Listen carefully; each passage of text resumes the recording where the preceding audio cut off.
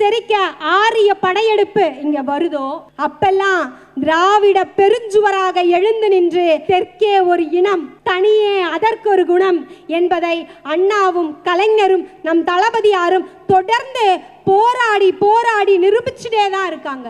யோசிச்சு பாருங்கக்கா, இந்த போராட்டம் இன்னைக்கு நேத்துக்கு அல்ல. இளைஞர்கள் எல்லாம் சிந்தித்து பார்க்க வேண்டும். கிட்டத்தட்ட 3000 ஆண்டுகால போராட்டம். எதுக்காக இந்த போராட்டம்? ஒரு மாநிலம் தன்னுடைய இன மொழி உரிமையை இழந்தால் அந்த மாநிலத்தினுடைய அவல நிலை என்ன என்பதற்கு இந்த உலகிற்கே சாட்சியாக நின்ற மாநிலம் மணிப்பூர். அப்படிப்பட்ட நிலையை தமிழ்நாட்டில் உருவாக்குவதற்காகத்தான் சில சதிகார கூட்டங்கள் சந்தர்ப்பத்தை எதிர்பார்த்து விஷ பாம்புகளை போல் காத்து கொண்டிருக்கின்றன. அந்த ஆரியத்திற்கும் பாசிசத்திற்கும் எதிரான எதிர்ப்புணர்வு இங்க இருக்கிற ஒவ்வொருவருடைய நெஞ்சில் நெருப்பாய் இருக்கிற வரைதான் இந்த இனமும் மொழியும் நிலமும் நமக்கு சொந்தம். அதற்கான படைவரிசை போன்றதுதான் இந்த திராவிட இயக்கம். இந்த திராவிட போர் படையோட வலிமையை மேலும் வலுப்படுத்துவதற்காகத்தான் நம்முடைய முதல்வர் அவர்கள் ஒரு முக்கியமான முன்னெடுப்பு, ஓரணியில் தமிழ்நாடு அப்படின்ற முயற்சியை முன்னெடுத்திருக்கிறார். இது இந்த திராவிட முன்னேற்ற கழகத்திற்கு உறுப்பினர்களை சேர்க்கிற கூட்டத்தின் இல்லாம தமிழ் மக்கள் மீது, தமிழ் மொழியின் மீது, தமிழ் பண்பாட்டின் மீது ஏவப்படுகிற சர்வாதிகாரத்திற்கு எதிராக மக்களை ஒன்று சேர்க்கிற ஒரு மானமுள்ள முயற்சி. நம்முடைய குழந்தைகளோட படிப்புக்காக பணம் தராத ஒன்றிய பாஜகவை எதிர்த்து போராட வாருங்கள் என்று அழைக்கிறோம். நம்முடைய விவசாயிகளுடைய 100 நாள் வேலைக்கு நிதியை தராம ஊர் ஊரா சுத்திட்டு இருக்க பிரதமரை கேள்வி கேட்க வாருங்கள் என்று அழைக்கிறோம். கீழடி நம் தாய்மடி. நம்ம மட்டும்தான் பேசிட்டு இருந்தோம் தமிழருக்கான அருமை பெருமைகளை. இன்று ஆய்வின் மூலமாக இந்த உலகத்தையே பேச வைத்தது மண், அந்த கீழடி மண். அதனுடைய முடிவுகளை வெளிவிடாம தடுத்து கொண்டிருக்கின்ற தடியர்களை கேள்வி கேட்க வாருங்கள் மக்களே என்று அழைக்கின்றோம். இன்னைக்கு நம்ம எல்லாத்துலயும் நம்பர் 1. இந்த உயரத்தை நாம் அடைந்திருப்பதற்கும் வேலை வாய்ப்பு கிடைப்பதற்கும் ஒரு முக்கியமான காரணம் என்ன? ஆங்கில அறிவு. இதை சாத்தியமாக்கியது அண்ணா அவர்களுடைய இருமொழி கொள்கை. அந்த இருமொழி கொள்கையை சிதைப்பதற்காக சில சின்ன புத்திக்காரர்கள் வேலை செய்து கொண்டிருக்கிறார்கள். அவர்களோடு எதிர்த்து போராட வாருங்கள் மக்களே என்று அழைக்கின்றோம். இந்தியை திணித்து சமஸ்கிருதத்திற்கு அதிக நிதியை ஒதுக்கி தமிழை அழிக்க நினைக்கின்ற தற்குறிகளுக்கு எதிராக போராட வாருங்கள் என்று அழைக்கிறோம். மக்கள் தொகையின் அடிப்படையில் எம்பிக்களுடைய எண்ணிக்கையை குறைத்து நம்முடைய ஜனநாயக குரல் வலையை நெரிக்க நினைக்கிற குள்ளநெறிக்காரர்களை விரட்ட போராட வாருங்கள் என்று அழைக்கிறோம். இங்க இருக்கிற மக்கள்லாம் யோசிக்கலாம், ஓரணியில் தமிழ்நாடுன்னு நம்ம எல்லாரையும் கூப்பிட்டு ஏன் அதிமுகவையும் தாவேகாவையும் எதிர்க்காம இந்த ஒன்றிய பாசிச பாஜகவை மட்டும் இந்த அளவுக்கு ஆக்ரோஷமாக நாங்க எதிர்க்கிறோம் அப்படின்னு கேட்கலாம். தமிழ்நாட்டினுடைய எதிர்க்கட்சிகள் தமிழ்நாட்டு மக்களுக்காக போராடுவதை விட்டுவிட்டு, தமிழ்நாட்டிற்காக போராடுவதை விட்டுவிட்டு, ஏன் அவர்கள் எல்லாம் தமிழர்கள் என்பதையே மறந்துவிட்டு காவி கொடியை தூக்கிட்டாங்க.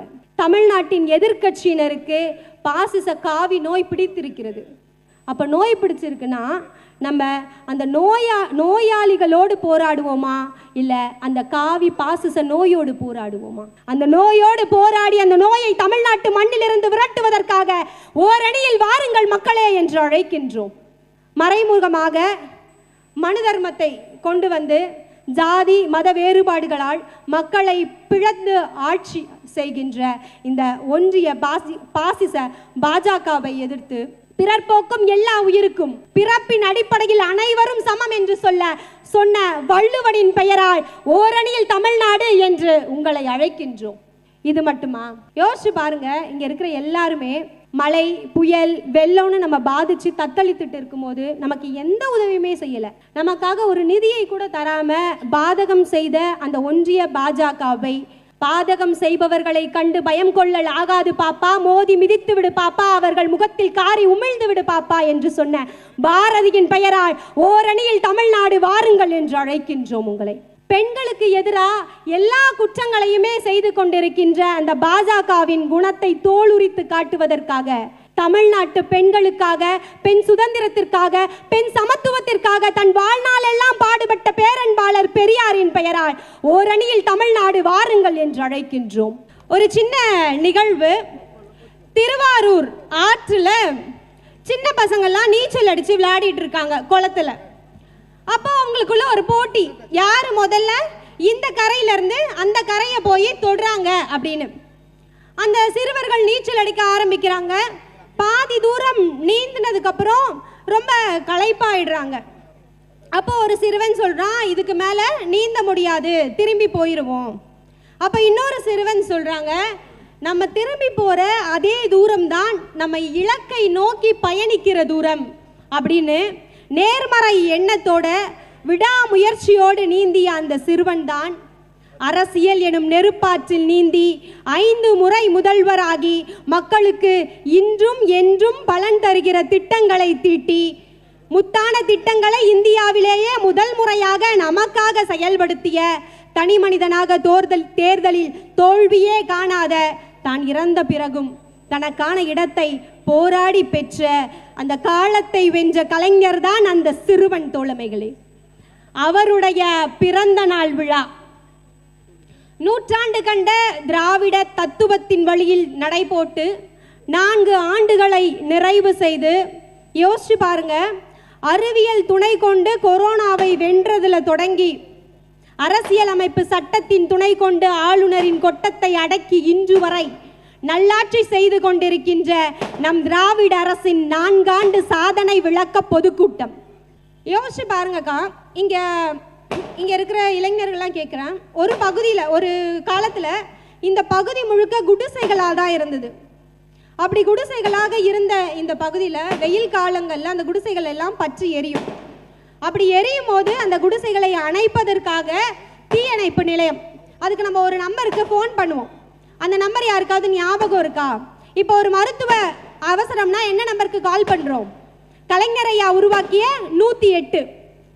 காவல்துறைக்கு ஃபோன் பண்ணோம்னா என்ன நம்பருக்கு ஃபோன் பண்ணுவோம்? 100க்கு ஃபோன் பண்ணுவோம். அந்த மாதிரி அந்த தீயணைப்பை அணைப்பதற்காக தீயணைப்பு நிலையத்துக்கு 101 அப்படின்ற எண்ணுக்கு நம்ம ஃபோன் பண்ணிட்டு இருந்தோம். ஆனால் குடிசை மாற்று வாரியத்தின் மூலமாக இங்கிருந்த குடிசைகளை எல்லாம் கள்ளு வீடாக, அடுக்குமாடி வீடுகளாக மாற்றி தந்து நம் வாழ்க்கையிலிருந்தே 101 என்கின்ற எண்ணை அளித்த 1000ல் ஒருவர் நம் முத்தமிழறிஞர் கலைஞர் அவர்கள். அந்த தன்னிகர் இல்லாத தலைவரின் பெயரால் இன்றளவும் கலைஞர் கனவு இல்ல திட்டம் என்கின்ற திட்டம் வீடற்ற மக்களுக்கு வீடு வழங்கி கொண்டிருக்கின்ற நம் தன்னிகர் இல்லாத தலைவர் தான் நம்முடைய முதல்வர் மு.க. ஸ்டாலின் அவர்கள்.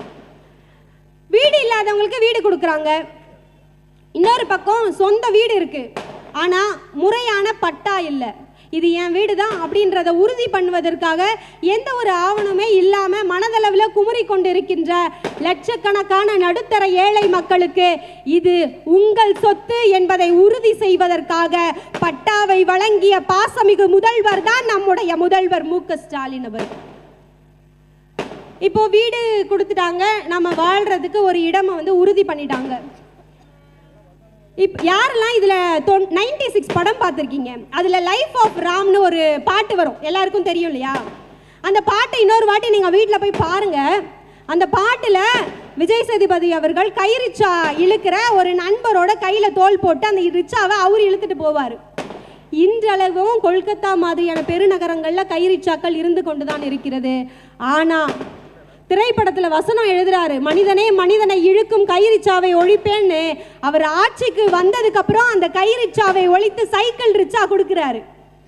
இன்றைக்கு அது ஆட்டோ ரிச்சாவாக மாறி பெண்களை பாதுகாக்கிற பிங்க் ரிச்சா வரைக்கும் நம்முடைய முதல்வர் அதை செயல்படுத்தி இருக்கிறார். இப்போ யாருனாலும் பேருந்தில் ஏறி போயிட முடியும்ல. இப்போ இங்கே இருக்கிற இளைஞர்கள் கேட்குறேன், ஒரு பேருந்தில் நீங்கள் ஏறுறீங்கப்பா, அப்போ அந்த பேருந்தினுடைய ஓட்டுநரோ இல்லைனா அங்கே இருக்கிற கண்டக்டரோ நீ ஏறக்கூடாதுப்பா அப்படின்னு சொன்னால் நீங்கள் என்ன சொல்வீங்க? அடுத்த நிமிஷம் இது என்ன உங்கள் அப்பா வீட்டு சொத்தா, நான் ஏறுவேன்னு சொல்லுவீங்கல்ல. ஆனால் ஒரு காலத்தில் பேருந்துகளில் ஒரு குறிப்பிட்ட சமூகத்தினர் மட்டும்தான் ஏறுற மாதிரி இருந்தது. சென்னை பெருநகர மாநகராட்சி பணிகள் நிலைக்குழு தலைவர், சென்னை மேற்கு மாவட்டத்தின் செயலாளர், திராவிட பேரரசின் ஆக சிறந்த செயல் வீரர் திரு அண்ணன் நே. சிற்றரசு அவர்களை வருக வருக வருக என மேடைக்கு அழைக்கின்றோம். அவருடன் கலைஞரின் உயிரினும் மேலான அன்பு உடன்பிறப்புகளாக வந்திருக்கின்ற அனைவரையும் மேடைக்கு வருமாறு வருக வருக வருக என அழைக்கின்றோம். அப்போ முன்னாடிலாம் பேருந்து முடியாது. உயர் ஜாதியினர் மட்டும்தான் பேருந்தில் ஏற முடியும். அப்படி இருந்த காலகட்டம் தாண்டி தொலைதூர பேருந்துகளை எல்லாம் நாட்டுடைமையாக்குறாரு நம்முடைய அறிவாசான் அண்ணா அவர்கள். நம் கலைஞர் அவர்கள் அனைத்து பேருந்துகளையும் நாட்டுடைமையாக்குறாரு. யாருனாலும் அந்த பேருந்தில் ஏறலாம், எல்லா சமூகத்தினரும் அந்த பேருந்தில் ஏறணும் அப்படின்ற உறுதி பண்ணவர் நம்முடைய கலைஞர் அவர்கள். நம்ம தமிழ்நாட்டில் இருக்கிற சின்ன சின்ன கிராமங்களினுடைய கடைக்கோடி வீட்டோட படிக்கட்டுகள் வரை சாலை போடுறாரு. எதுக்காக சாலை போட்டு மினி பஸ் விடுறாரு. மினி பஸ் விட்டு நவீன பேருந்து நிலையத்தை கட்டுறாரு. ஒரு கிராமத்தினுடைய கடைசி வீட்டில் இருக்க ஒரு பொண்ணோ ஒரு பிள்ளையோ படிக்கணும்னு நினச்சிட்டா அதற்கு எதுவுமே தடையாக இருக்கக்கூடாது அப்படின்றதுக்காக போக்குவரத்தில் ஒரு மிகப்பெரிய சாம்ராஜ்யத்தையே நம்முடைய கலைஞர் அவர்கள் நிகழ்த்தினார். அவ்வளோதான்ப்பா, இதுக்கு மேலே போக்குவரத்தில் செய்யறதுக்கு வேற சாதனையே இல்லை அப்படின்னு இந்த உலகம் இயங்கிக் கொண்டிருக்கும் போதுதான் 2021 நம்மளுடைய முதல்வர் அவர்கள் முதல்வராக பதவி ஏற்கிறார். அவர் போடுற முதல் கையெழுத்து விடியல் பயண திட்டம். இன்னைக்கு பெண்கள் வேற ஒரு ஏதாவது ஒரு ஸ்கீம்ல அப்ளை பண்ணணும்னா அதுக்கு ஃபார்ம் எல்லாம் வாங்கி அப்ளை பண்ணணும். ஆமாம் தானேக்கா? ஆனால் பேருந்தில் ஏறணும்னா நம்ம பெண்ணா மட்டும் இருந்தால் போதும், அதுக்கு எந்த ஃபார்மையுமே அப்ளை பண்ண வேண்டாம். பேருந்தில் ஏறினோன்னா அந்த கண்டக்டர் ஒரு டிக்கெட்டை கிழிச்சு எங்கள் கையில் கொடுத்துருவார். அந்த அளவுக்கு விடியல் பயணம் அப்படின்றது பெண்களுடைய வாழ்க்கையில் நிறைய முன்னேற்றங்களை மாற்றங்களை ஏற்படுத்தியிருக்கு. எத்தனையோ பேர் பூக்கடை வச்சுருக்காங்க, பழக்கடை வச்சுருக்காங்க, தினக்கூலி வேலைக்கு போகிறாங்க. அப்படி போகிறவங்களுக்கு நீங்கள் யோசிச்சு பாருங்கள். முன்னாடிலாம் ஒரு அக்கா பூக்கடை வச்சுருக்காரு. அந்த அக்கா என்ன பண்ணுவாங்க, பூவை காலையில் வாங்கிட்டு வச்சு சாயந்தரம் வரை விற்பாங்க, மறுநாள் காலையில் போவாங்க. ஆனால் இப்போ நடுவில் எப்போ காலி ஆனாலுமே அந்த அக்கா பக்கத்தில் இருக்கிற கோயம்பேடுக்கு பஸ் ஏறினாங்களா போனாங்களா வாங்கிட்டு அவங்களோட வியாபாரம் செய்யலாம். அதே மாதிரி எங்கள் வீட்டு பக்கத்தில் இருக்கிற ஒரு அக்கா எப்போவுமே கோயம்பேடு வரைக்கும் வருவாங்க, பஸ்ஸில் தான் வருவாங்க காலையில் எழுந்து. அவங்க பொண்ணு எப்போயாவது மாதத்துக்கு ஒரு தடவை அவங்கள பார்க்குறதுக்காக வீட்டுக்கு வரும். வீட்டுக்கு ஏம்மா நீ எங்கள் வீட்டை தாண்டி தான் நீ வேலைக்கு போகிற, ஒரு வாட்டியாவது என்னை பார்த்துட்டு போகலாம்ல, என் பிள்ளைங்களை பார்த்துட்டு போகலாம்ல, ஏன் அவங்களுக்கு பேர பிள்ளைங்கன்னா இஷ்டமே இல்லையா அப்படின்னு சண்டை போட்டு போவோம் அவங்க பொண்ணு.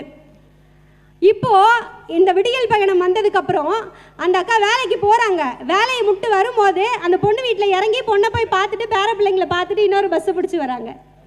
அந்த அளவுக்கு ஒவ்வொருத்தரோட வாழ்க்கையிலும் இந்த விடியல் பயணம் அப்படின்றது நிறைய மாற்றங்களை ஏற்படுத்தி இருக்கு. இப்போ இங்கே பக்கத்தில் பேருந்து நிலையம் இருக்குது. நான் இங்கே உட்காந்தோன்னே அந்த அக்காட்ட கேட்டேன், என்னக்கா இங்கேருந்து நிறைய பசங்க பேக் மாட்டிட்டு போகிறாங்களே என்னன்னு கேட்டேன். அதுக்கு அந்த அக்கா சொன்னாங்க, பக்கத்தில் பேருந்து நிலையம் இருக்குமா, வேலை முடிச்சுட்டு போகிற பிள்ளைங்க இல்லை கல்லூரிக்கோ இல்லை படிப்புக்கோ எதுக்கோ வெளியில் போயிட்டு போகிற பிள்ளைங்க போகிறாங்க அப்படின்னு சொன்னாங்க. யோசிச்சு பாருங்க, படித்துட்டு வீட்டில் வேலைக்காக வாய்ப்பை தேடி இருக்கிற அந்த பெண்களுக்கு இந்த இலவச விடியல் பயணம், கட்டணமில்லா பயணம்ன்றது அவர்களுடைய வாழ்க்கைக்கான துருப்பு சீட்டு. என்னுடைய தோழி ஒருத்தி, நாங்கள் இன்ஜினியரிங் படிச்சுட்டு வீட்டில் இருந்தோம், எனக்கு வேலை கிடைக்கிறதுக்காக. அப்போ அவங்க வீட்டில் நீ டெய்லி இன்டர்வியூன்னு போகிற, ஆனால் உனக்கு வேலை கிடைக்க மாட்டேங்குது, போயிட்டு வர அந்த செலவு மட்டும்தான் நீ வேஸ்ட் பண்ணுற, நிஜமாவே நீ இன்டர்வியூக்கு தான் போறியா இல்லை அந்த காசை வாங்கிட்டு போய் ஏதாவது பண்ணுறியா அப்படின்னு அவங்க அம்மா, இதுக்கப்புறம் நீ இன்டர்வியூக்கெலாம் போவேனா, வீட்டில் உட்காந்து அவங்க என்ன பண்ணுவாங்க, வீட்டிலனா டெய்லி அந்த கடைகளில் விற்கிற அந்த 1 ரூபாய் டப்பா இருக்குல்ல, அதை மூடி போட்டு கொடுப்பாங்க. அப்படி போட்டு கொடுத்தாங்கன்னா அவங்களுக்கு தினசரி அவங்க எவ்வளோ டப்பாவுக்கு மூடி போடுறாங்களோ அதுக்கு ஏற்ற மாதிரியான காசு அவங்களுக்கு கிடைக்கும். நீ டெய்லி என்கிட்ட இன்டர்வியூன்னு போய் சொல்லிட்டு காசை வாங்கிட்டு போகிற, அதுக்கு பதிலாக நீ எனக்கு அந்த வேலையை பண்ணனா எனக்கு ஒரு 100 ரூபாயோ 200 ரூபாயோ வரும், நீ இன்டர்வியூக்கு போவேணா அப்படின்ட்டாங்க அவங்க அம்மா. ஒரு நாள் எங்களுடைய பேராசிரியர் ஃபோன் பண்ணுறாரு. ஃபோன் பண்ணி, உங்களுக்கு இந்த அரசு இலவசமாக பேருந்து விட்டுருக்கு, கட்டணமில்லாத பயணம் விட்டுருக்கு, ஒரு 4-5 இன்டர்வியூக்காவது போயிட்டு வா அப்படின்னு சொன்னார். அவங்க அம்மா கிட்டேயும் சொன்னார். சரி ஓகே நம்ம போவோன்னு அந்த பிள்ளையும் தொடர்ந்து 10 இன்டர்வியூ அட்டன் பண்ணா. யோசிச்சு பாருங்க, டெய்லி கிளம்பி போயிடுவா. 10 இன்டர்வியூ அட்டன் பண்ணால் நல்லபடியாக அவளுக்கு வேலை கிடச்சிது. அவங்களுடைய வீட்டினுடைய சூழல் அப்படியே மாறி போச்சு.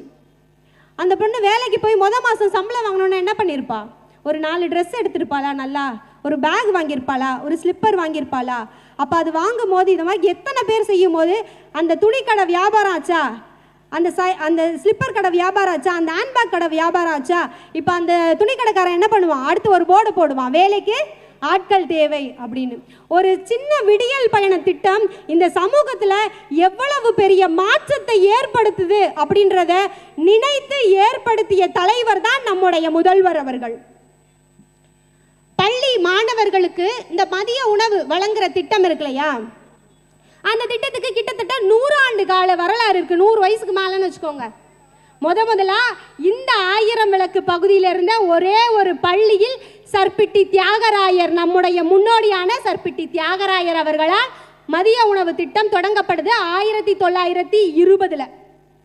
அதற்கு பின்பு வந்த எம்ஜிஆர் அவர்கள், காமராஜர் அவர்கள், நம் முத்தமிழறிஞர் கலைஞர் அவர்கள் அந்த மதிய உணவு திட்டத்தை வளர்த்தெடுக்கிறாங்க. மேல மேல அதுக்கான அடிஷ்னல் இதை ஆட் பண்ணி அந்த மதிய உணவு திட்டத்தை வளர்த்து, எதுக்கு? எல்லாருக்கும் கல்வி கிடைக்கணும், குழந்தைங்க படிக்கணுன்றதுக்காக. இப்போ இதே 1000 விளக்கு தொகுதி தந்த நம் அற்புத விளக்கு முதல்வர் மு.க. ஸ்டாலின் அவர்கள் காலை உணவு திட்டத்தையும் சேர்த்து தந்து அந்த திட்டத்தின் நோக்கத்தை முழுமையடைய செய்திருக்கிறார். பசியோட இருக்கிற ஒரு குழந்தை எப்படி முழுமையான கல்வி அறிவை பெற முடியும்? காலையில் அந்த உணவு அப்படின்றது வீட்டில் அம்மாக்கள் காலையில் எழுந்து செய்கிற அந்த உழைப்போ அப்படி இல்லை அந்த பணமோ சம்பந்தப்பட்டதையும் தாண்டி நேரம் சம்பந்தப்பட்டது. இவ்வளவு நுணுக்கமாக ஒரு தலைவரால் சிந்திக்க முடியும்னா தாயுள்ளம் கொண்ட தலைவரால் மட்டும்தான் இது சாத்தியம். அவர்தான் நம்முடைய முதல்வர் அவர்கள். மகளிரை நம்பி மகளிருக்காக மகளிருக்கு மதித்த ஒரே தலைவர் நம்முடைய முத்தமிழறிஞர் கலைஞர் அவர்கள். யோசிச்சு பாருங்கக்கா, முன்னாடிலாம் இப்போ இந்த பகுதியிலேயே வச்சுக்கலாமே ஒரு குழு ஆரம்பிக்கிறாங்க. அது இந்த பகுதியோட முன்னேற்றத்திற்கான குழுவாக வேணாலும் இருக்கலாம், இல்லை ஏதோ ஒரு கோவிலோட நிகழ்ச்சி நடத்த போகிறாங்க, அதுக்காக ஒரு குழு தொடங்குறாங்க. அந்த குழுக்களில் கூட மகளிருக்கு அனுமதி இருக்காது. ஆனால் மகளிரை நம்பி மகளிர் சுய உதவி குழுக்களை தொடங்கியவர் நம்முடைய முத்தமிழறிஞர் கலைஞர் அவர்கள். இன்னைக்கு தமிழ்நாட்டில் 4,84,000 மகளிர் சுய உதவி குழுக்கள் இருக்கு கிட்டத்தட்ட. அதனுடைய அர்த்தம் என்ன? 4,84,000 பெண் தலைவர்கள் இருக்காங்க, 4,84,000 பெண் செயலாளர்கள் இருக்காங்க, 4,84,000 பெண் பொருளாளர்கள் இருக்காங்க. தமிழ்நாட்டினுடைய மூளை முடுக்கெல்லாம் பெண் தலைவர்கள், செயலாளர்கள், பொருளாளர்கள் இருக்கிறாங்கன்னா அதற்கு காரணம் இந்த திராவிட இயக்கம். தோராயமா இந்த பகுதியில் ஒரு 10,000 சுய உதவி குழுக்கள் உறுப்பினர்கள் இருப்பாங்களா? அந்த பெண்கள் எல்லாமே அவங்க வீட்டில் ஏதோ ஒரு செலவு திடீர்னு வந்துடுச்சு, இல்லை அவங்களோட அன்றாட செலவு, இல்லை இங்கே இருக்கிற இளைஞர்களுக்கான படிப்பு செலவு, இல்லை உங்களுக்கான ஏதோ ஒரு அவசர செலவு அப்படின்னா அவங்க நம்பிக்கையாக அந்த செலவுக்கான பணத்தை ஏற்பாடு செய்வாங்க. அந்த அளவிற்கு அவர்களுக்கு நம்பிக்கையை தந்த இயக்கம் இந்த இயக்கம். இப்போ பெண்கள் சுதந்திரம்னு சொல்கிறோம்ல, பெண் சுதந்திரம்னா என்ன? நான் நினச்ச நேரத்தில் நினச்ச இடத்துல நினச்ச விஷயத்தை செய்கிறதையும் தாண்டி நான் ஒரு விஷயத்தை செய்யக்கூடாதுன்னு முடிவு பண்ணால் அதை செய்ய மாட்டேன்னு தைரியமாக சொல்கிறது. எங்களை தைரியமாக சொல்ல வைத்த இயக்கம் இந்த திராவிட இயக்கம், நம்முடைய முதல்வர் முத்துவேல் கருணாநிதி ஸ்டாலின் அவர்கள். இந்த அளவிற்கு பெண்களின் முன்னேற்றத்திற்காக சிந்தித்து செயல்பட்ட இயக்கம் இந்தியாவிலேயே திராவிட இயக்கம் ஒன்று மட்டும்தான் தோழமைகளே. இப்படி குடும்பத்துக்காக சமுதாயத்துக்காக உழைக்கிற பெண்களுக்கு அரசாலான ஒரு அங்கீகாரம். அவர் என்ன சொல்றாரு? உங்களுக்கான உதவின்னு சொல்ல, உங்களுக்கான உரிமை தொகைன்னு சொல்லிட்டு மகளிர் உரிமை தொகை மாதம் மாதம் 1000 ரூபாயை தருகிறார். இப்போ இங்க இருக்கிற ஆண்கள், உங்களோட வீட்டில் இருக்கிற ஒரு உங்க மனைவியோ இல்லை பெண் குழந்தையோ உங்களோட அக்காவோ தங்கச்சியோ அம்மாவோ யாரோ ஒருத்தர் உங்ககிட்ட அண்ணா 100 ரூபாய் கொடுங்க, அப்பா 100 ரூபாய் கொடுங்க அப்படின்னு கேட்டா ஏன்னு காரணம் கேட்காம கொடுத்துருவீங்களா? எதுக்குமா 100 ரூபாய்? வீட்டுக்கு அரிசி வாங்கணும்ப்பா, இல்லை வீட்டுக்கு காய்கறி வாங்கணும், அப்பா நான் படிக்கிறதுக்கு நோட்டு வாங்கணும், இல்லை எனக்கு மேக்கப் பொருள் வாங்கணும், இல்லை அண்ணா ஒரு பேனா வாங்கணும், அண்ணா ஒரு வாட்ச் வாங்கணும், ட்ரெஸ் வாங்கணும் அப்படின்னு அந்த காரணத்தை சொன்னால்தான் இந்த ஆண் சமூகம் பெண்கள் கிட்ட காசு கொடுப்பாங்க. ஆனால் எங்களிடம் எந்த காரணத்தையும் கேட்காமல் மாதம் மாதம் 1000 ரூபாயை எங்களுடைய அக்கௌண்ட்டுக்கு போடுற தாயுள்ளம் கொண்ட தந்தை தான் எங்களுடைய முதல்வர் மு.க. ஸ்டாலின் அவர்கள். இந்த 1000 ரூபாய் அப்படின்றது வெறும் பணம் சம்பந்தப்பட்டது அல்ல. எத்தனையோ ஏழை எளிய அக்காக்களுக்கு, தங்கைகளுக்கு, அம்மாக்களுக்கு அந்த 1000 ரூபாய் பல வகைகளில் அவர்களுடைய வாழ்க்கையை உயர்த்தி கொண்டிருக்கிறது அப்படின்றத நம்ம கண்ணு முன்னாடி பார்த்துட்டு இருக்கோம் அப்படின்றது தான் நிதர்சனமான உண்மை. கல்வி, கல்வி தான் அடிப்படை. நம்மளுடைய வாழ்க்கையை உயர்த்துவதற்கு அடிப்படை கல்வி. நம்முடைய திராவிட இயக்கத்தின் தாயான நீதி கட்சி ஆரம்பிக்கப்பட்டதே கல்வி எல்லாருக்கும் கிடைக்கணும் அப்படின்ற கொள்கையை அடிப்படையாக கொண்டுதான். நம்ம கலைஞரையா ஒரு ப்ரோக்ராம் எழுதுறாரு. இங்க இருக்கிற இளைஞர்களுக்கெல்லாம் தெரியும்னு நினைக்கிறேன். கம்ப்யூட்டர்ல ப்ரோக்ராம்னா நம்ம எப்படி இன்புட் கொடுக்குறோமோ அதுக்கு ஏற்ற மாதிரி அவுட்புட் வரும், அதை தான் ப்ரோக்ராம்னு சொல்லுவாங்க. நம்ம கலைஞரையா ஒரு சிறந்த ப்ரோக்ராம் எழுதுறாரு. என்னன்னு கேட்குறீங்களா? அவர் எங்கெல்லாம் பள்ளிக்கூடம் இல்லையோ அங்கெல்லாம் போய் பள்ளிக்கூடத்தை திறக்கல. அதற்கு மாறாக 1 கிலோமீட்டருக்கு ஒரு துவக்கப்பள்ளி, 3 கிலோமீட்டருக்கு ஒரு நடுநிலை பள்ளி, 5 கிலோமீட்டருக்கு ஒரு மேல்நிலை பள்ளி, 7 கிலோமீட்டருக்கு ஒரு உயர்நிலை பள்ளின்னு சிறந்த ப்ரோக்ராம் எழுதுறாரு. அதனுடைய அவுட்புட் தான் இன்னைக்கு தமிழ்நாடு முழுவதும் 38,000 தரமான அரசு பள்ளிகள் இயங்கிக் கொண்டிருக்கிறது. நம்முடைய முதல்வர் அவர்கள் வாரத்துக்கு ஒரு ப்ரோக்ராம் எழுதுறாரு. அரசு பள்ளி கல்லூரிகளில் இலவச சீருடை, புத்தகம், பஸ் பாஸ், புதுமை பெண் திட்டம், தமிழ் புதல்வன் திட்டம், நான் முதல்வன் திட்டம் அப்படின்னு வாரத்துக்கு சொல்ல போனால் 4க்கு ஒரு ப்ரோக்ராம் எழுதிக்கிட்டே இருக்காரு. இந்த தமிழ் புதல்வன் திட்டம்லாம் அதனுடைய பலன்களை நம்மளால யோசிச்சு கூட பார்க்க முடியாது. இங்க இருக்கிற ஒவ்வொருத்தரும் யோசிச்சு பாருங்களேன். ஒரு பெரிய மாளிகை, அந்த மாளிகையில 1000 ஜன்னல் இருக்கு. அந்த ஜன்னல் 1000 ஜன்னல் இருக்கிற ஒரு மாளிகையில உங்களோட குழந்தைகள் போய் எந்த ஜன்னலை திறப்பாங்கன்னு நம்மளால யோசிச்சே பார்க்க முடியாது. அந்த அளவிற்கு திறன் மேம்பாட்டிற்காக பயிற்சி தருகிற ஒரு திட்டம் தான் இந்த நான் முதல்வன் திட்டம். இந்த நான் முதல்வன் திட்டத்தினுடைய பலன் எப்படி இருக்கும் சும்மா நம்ம யோசிச்சு பார்ப்போம். முன்னாடி நம்ம கலைஞரையா டிவி கொடுத்தாரா? அது என்ன சொன்னோம்? கலைஞர் டிவி கொடுத்தாரு. இன்னைக்கு நம்ம வீட்டில் எல்லார் வீட்லயும் எல்இடி டிவி இருக்கா? முன்னாடி நம்ம கலைஞரையா கேஸ் ஸ்டவ் கொடுத்தாரா? இன்னைக்கு நம்ம எல்லார் வீட்லயும் 4 அடுப்பு இருக்கிற கேஸ் ஸ்டவ் இருக்கா? அந்த மாதிரி இப்பொழுது நம்முடைய முதல்வர் உருவாக்கிற இந்த நான் முதல்வன் திட்டத்தின் விளைவாக நாளைக்கு ஒவ்வொருத்தரோட வீட்லையும் doctor, engineer, teacher, IAS, IPS, advocate, magistrate, judge அப்படின்னு எல்லாரும், சிஇஓ, ஐடியில் வேலை பார்க்குறவங்க, பேங்க்ல வேலை பார்க்குறவங்க அப்படின்னு இருக்கணும் அப்படின்றதுக்காக உருவாக்கப்பட்ட திட்டம் தான் இந்த நாள் முதல்வன் திட்டம். நான் தமிழ்நாட்டினுடைய முதல்வர், ஆனா நீங்க ஒவ்வொரு துறையிலும் முதல்வராக வேண்டும் என்பதற்காக உருவாக்கப்பட்ட நம் முதல்வரோட கனவு திட்டம் தான் இந்த நான் முதல்வன் திட்டம். இப்படி நம்மளுடைய மக்களோட எல்லா தரப்பினர்களுக்கும் ஏற்ற மாதிரி திட்டங்களை பார்த்து பார்த்து செய்யற ஒரு இயக்கத்தை, ஒரு அரசை இந்தியாவில் வேற எங்கேயாவது நம்மளால பார்த்துட முடியுமா? அதுதான் இந்த திராவிட இயக்கம். எந்த பெண்ணா வேணாலும் இருக்கலாம். அது திராவிட இயக்கத்தை ஏற்றுக்கிற பெண்ணா இருந்தாலும் இல்லை ஏற்றுக்காத அந்த கொள்கைகளை ஏற்றுக்காத பெண்ணா இருந்தாலும் யாரா இருந்தாலும், ஆனா தமிழ்நாட்டில் இருக்க ஒவ்வொரு பெண்ணுமே போற்றி வளர்த்தெடுக்க வேண்டிய இயக்கம் இந்த திராவிட இயக்கம் என்பதுதான் நிதர்சனம் தோழமைகளே. ஒரு தடவை ஒரு சின்ன நிகழ்வு. கலைஞரையா அவரை ஒருத்தர் பார்க்குறாரு. அதாவது தலைமைச் செயலகத்தில் உயர் பதவியில் இருக்கிற ஒருத்தருக்கு திடீர்னு உடம்பு முடியல. அவரை தனியார் மருத்துவமனையில் அனுமதிக்கிறாங்க. கிட்டத்தட்ட 15 லட்சம் ரூபாய் அவருக்கு அப்பவே செலவாகுது. இதை கலைஞரையா கிட்ட தெரியப்படுத்துறாங்க. தெரியப்படுத்தினோன்னா அவர் என்ன சொல்றாரு? அந்த தனியார் மருத்துவமனைக்கான செலவில் ஒரு தீர்மானம் போட்டு அவங்களுக்கு உதவி பண்றாரு. உதவி பண்ணதோடு அவர் நிற்கல. யோசிச்சு பாருங்க, ஒரு முதல்வர், ஒரு கலைஞர் யோசிக்கிறாரு. உதவி பண்ணதோடு நிற்காம இவருக்கு என்ன தெரியும், அதனால என்னை பார்த்துட்டாரு. என்னால் என்னை தொடர்பு கொள்ள முடியாம இருக்கிற என் தமிழ்நாட்டு மக்கள் ஒரு கடைக்கோடியில் இருந்தா அவனுக்கு உதவி தேவைப்பட்டா எப்படி என்னை தொடர்பு கொள்வான்? அவங்களுக்கு நான் எப்படி உதவி பண்றது அப்படின்றதுக்காக கலைஞரையா கொண்டு வந்த திட்டம் தான் கலைஞர் காப்பீட்டு திட்டம். இன்றைக்கு கோடிக்கணக்கான மக்கள் அந்த திட்டத்தின் மூலமாக பலனடைந்து நம்மோடு வாழ்ந்து கொண்டிருக்கிறார்கள் அப்படின்னு நினைக்கும் போது நம்முடைய ஆரோக்கியத்தில் ஒரு அப்பா அம்மா எந்த அளவிற்கு அக்கறை எடுத்துக்குவாங்களோ அதே அளவிற்கு அக்கறை எடுத்துக்கொண்ட ஒரு தலைவர் நம்முடைய தலைவர் முத்தமிழறிஞர் அவர்கள். இன்றைக்கு நம்முடைய முதல்வர் அவர்கள் மருத்துவத்துறையில எத்தனையோ திட்டங்களை கொண்டு வந்திருக்காரு.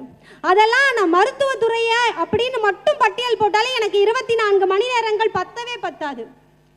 அந்த அளவிற்கு ஒவ்வொரு துறையிலும் பார்த்து பார்த்து திட்டங்களை செயல்படுத்துகிற இயக்கம் இந்த திராவிட இயக்கம். இறுதியாக இப்போ நம் கலைஞரையா நம்முடைய முத்தமிழ் அறிஞர் கலைஞர் ஐயா அவர்களுடைய தவ புதல்வன் நம்முடைய முதல்வர் மு.க. ஸ்டாலின் அவர்கள் தொடங்கி வைத்த ஓரணியில் தமிழ்நாடு. எப்போதெல்லாம் வடக்கிலிருந்து இந்த தமிழ் நிலத்தை மொழியால், பண்பாட்டால், அரசியலால் விழுங்கி செரிக்க ஆரிய படையெடுப்பு இங்க வருதோ அப்பெல்லாம் திராவிட பெருஞ்சுவராக எழுந்து நின்று தெற்கே ஒரு இனம், தனியே அதற்கு ஒரு குணம் என்பதை அண்ணாவும் கலைஞரும் நம் தளபதியாரும் தொடர்ந்து போராடி போராடி நிரூபிச்சுட்டே தான் இருக்காங்க. யோசிச்சு பாருங்கக்கா, இந்த போராட்டம் இன்னைக்கு நேத்துக்கு அல்ல. இளைஞர்கள் எல்லாம் சிந்தித்து பார்க்க வேண்டும். கிட்டத்தட்ட 3000 ஆண்டுகால போராட்டம். எதுக்காக இந்த போராட்டம்?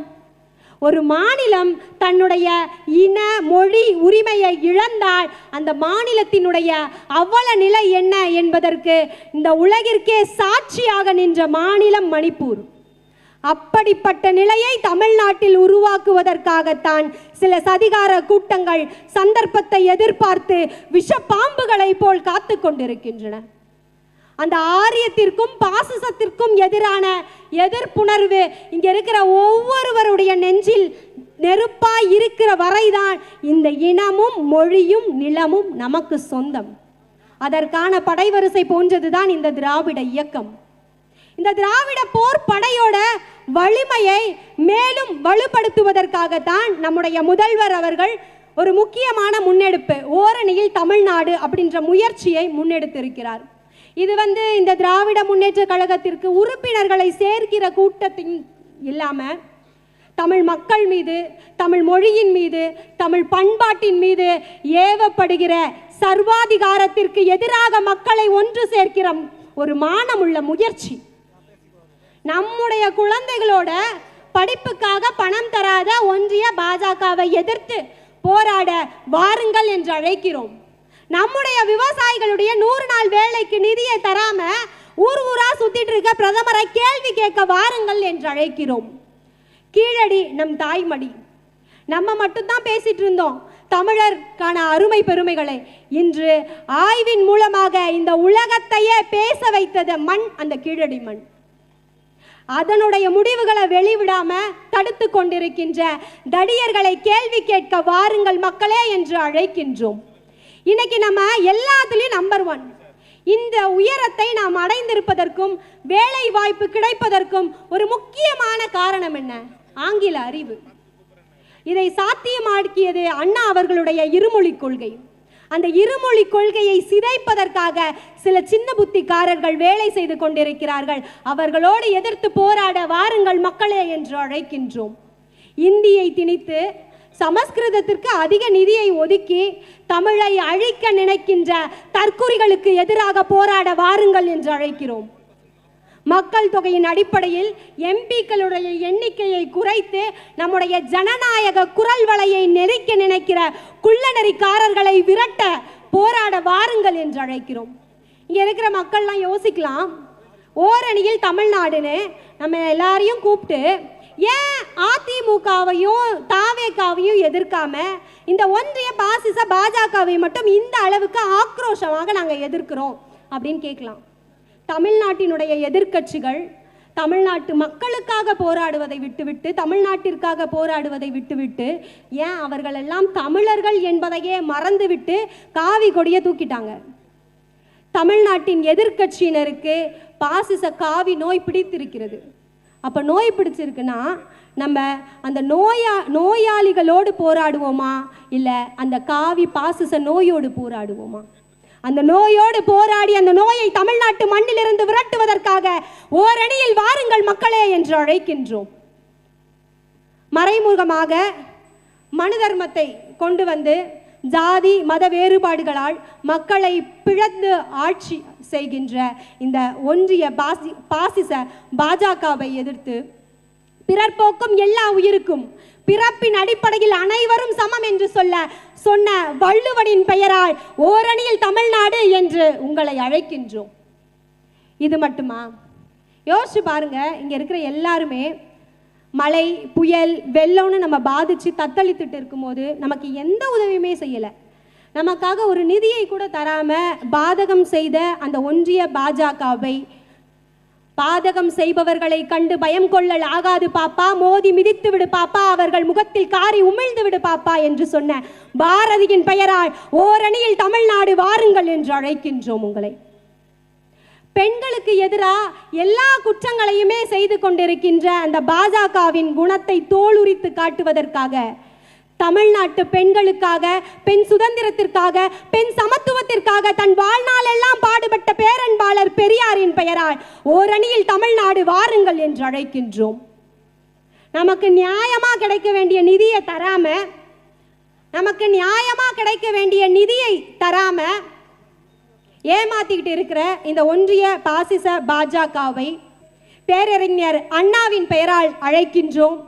வாருங்கள் மக்களே, ஓரணியில் தமிழ்நாடு என்று. இறுதியாக